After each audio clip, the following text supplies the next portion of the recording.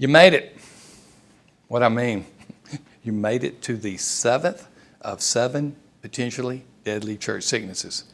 Now, if you haven't viewed the previous videos, you might want to go back and view them. They can be standalone, by the way. You can take each of these individually. They don't have to build upon one another, although I do have some explanations that might help it build upon one another. But for the most part, they can stand alone. But if you've been going sequentially with me, we are on the 7th of the 7 potential deadly church sicknesses.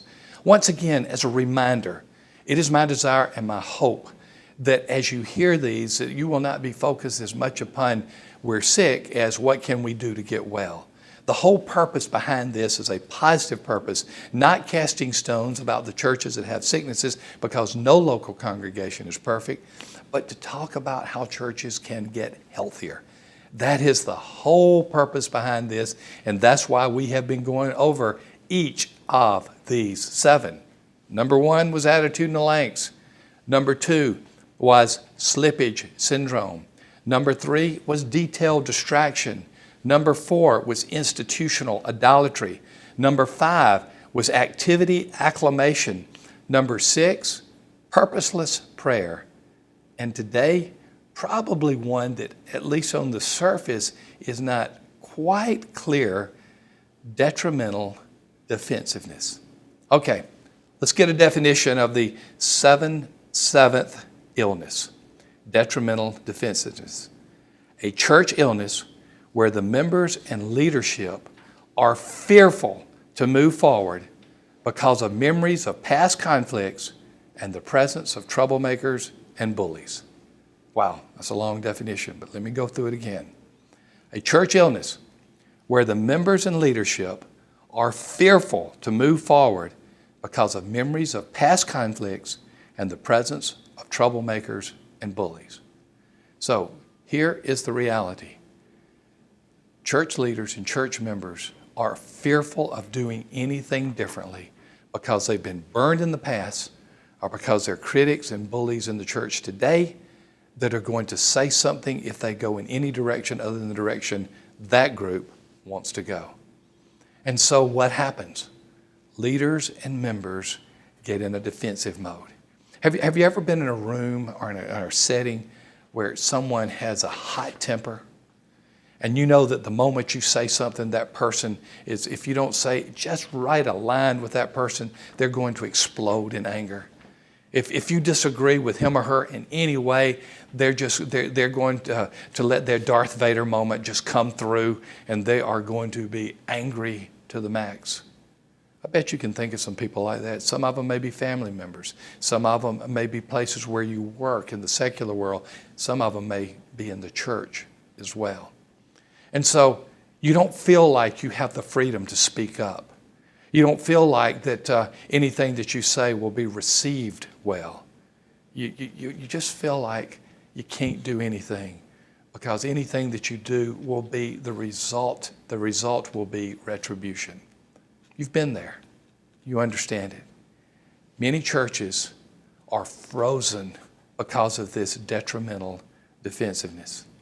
Let's think of some of the reasons.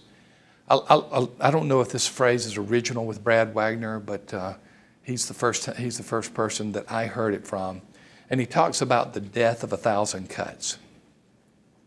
Death of 1,000 cuts is think of a paper cut for just a moment. One little paper cut like that, it hurts, it stings, and you have a little bit of blood. But think about paper cuts covering almost every square inch of your skin. Think about the fact that you may bleed out because of so many paper cuts. That's the metaphor that we often use for leaders who've been attacked again and again, criticized again and again, beaten up again and again. We say that they have died a death of 1,000 cuts. They just don't have anything left within them to move forward. They're weary, they're troubled, they're heavy, burdensome, laden, and they don't want to do anything to rock the boat because they just cannot take any more pain. You know leaders like that in churches, pastors, staff, elders, deacons, lay leaders. They just don't want to do anything because they've already been hurt so much. On the other side is you can also fear reactions that will be in the present or the future. leaders who are fearful of bullies and conflict. There's obviously been some kind of evidence in the church that if you do something, these people over here are going to arise and not call you blessed. They are the people within the church that are constantly nagging. They're the people within the church that are constantly criticizing. And on some occasion, a few of them are even to the point that you would call them church bullies. And so leaders are fearful to do anything because they know at the moment they go opposite or in a different direction from the way that person is or that group is, they are going to hear it, and they're just weary of hearing it, and the bullies and the conflict and the potential future is freezing them into inactivity. That's why we call it detrimental defensiveness. There are some members who are so weary of conflict in the church that they just want peace at all costs. Peace at all costs means peace even if we're going to stop telling people the good news of Jesus. Peace at all costs means we're going to do things we've always done them even though they're still highly ineffective today. Peace at all costs means we are unwilling to change even if we see it clearly in God's Word that we need to change because we do not want to create trouble again. We want peace at all costs. That again is a sign of detrimental defensiveness. Another indication of it, members who are unwilling to call out ungodly behavior and attacks. I recently was in conversation with a pastor through Church Answers. And this particular pastor had been beaten up greatly by many of his church members. And he told me this, and you've probably heard this somewhere before. He said, Tom, the pain was not as much the critics as those who heard the critics coming right at me and say they love me, the people who were watching, but they didn't do anything about it. Those who didn't stand up against ungodly behavior, vicious critics, and even bullies. Members who are unwilling to call this out are some of the greatest discouragements to church leaders in the entire congregation. Another indicator of this detrimental defensiveness is churches that have gone through a split. Wow. That's one of the most painful things that can happen in a church, whether it's a 50-50 split or some type of fragmentation. The church has gone through this time where families were pitted against families and friends against friends that now became former friends. And it's one of the most painful things they've ever gone through. And when finally the split becomes official and one church becomes two, one or both of those churches is just so fearful of doing anything to cause any ripple or waves or to continue another metaphor to rock the boat because they never want that to happen again. Here is the reality we must face in this issue. We are involved in spiritual warfare. Therefore, we cannot be involved in spiritual retreat. The enemy has attacked us through these splits, through critics, through bullies. The enemy has come at us, and in many ways it is one of the great distractions to the Great Commission and the Great Commandment. And one of the default modes for many of us is that we don't want to get hurt again. We don't want our spouse to be hurt again. We don't want our children to be hurt again. We don't want to feel the pain again. And so we begin to retreat into this detrimental defensive mode, and the church just stops being the church.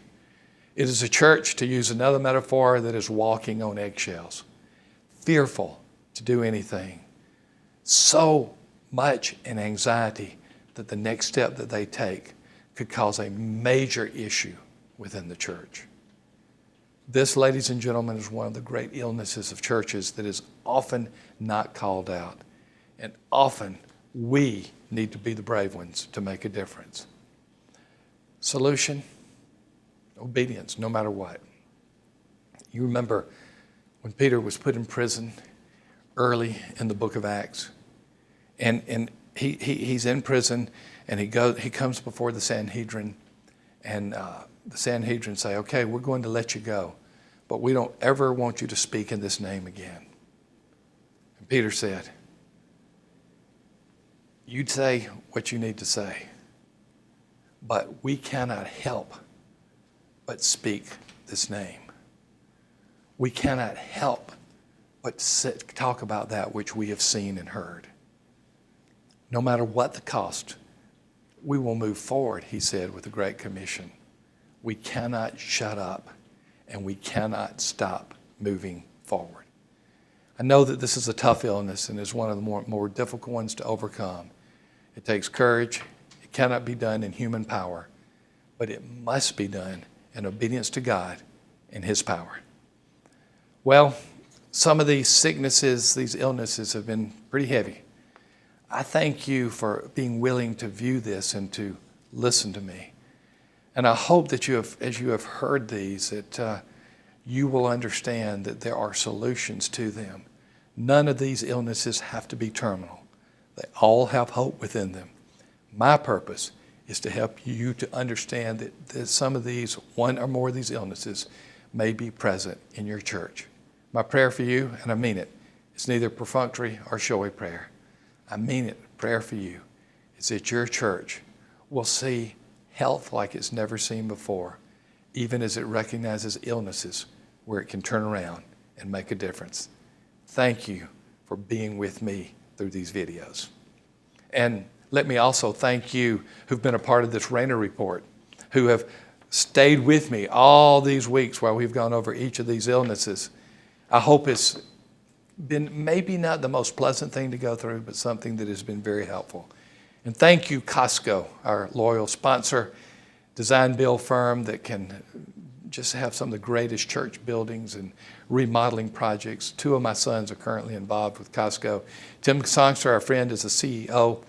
Contact them at churchdesign.com for any facility needs that you may have, particularly a new building or a facility remodeling. Thank you again for joining us on the Rayner Report. This concludes the series of 7 potentially deadly church sicknesses. We'll go to another topic next week, and I'll see you then.